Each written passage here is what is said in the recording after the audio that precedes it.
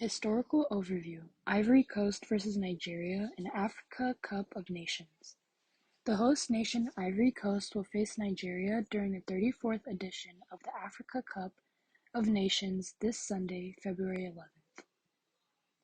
In the history of continental competition, they have met 8 times with a record of 3 victories for Nigeria, 2 for Ivory Coast, and 2 draws. However, there is a favorable fact for the Super Eagles, as in the 3 AFCON editions where they won the title, they faced their counterpart in the grand final. Ivory Coast and Nigeria set up a classic final.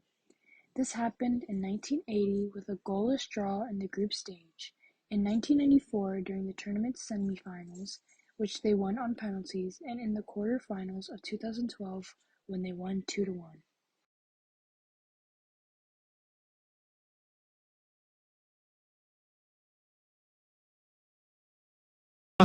And Kaspasak's side got off to a perfect start in the El Menza Stadium when Basole steals in front of goalkeeper Rufai, and it's 1-0. And this was to be the first of 4 goals in 21 minutes. Within 7 minutes, Nigeria were level with a quality goal work between Iroa and Yekini. Iroa with the final touch.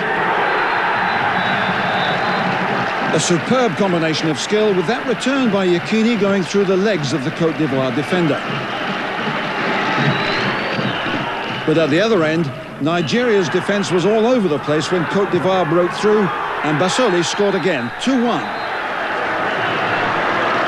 Nigerian defenders dragged out of position, goalkeeper Rufai left with no protection.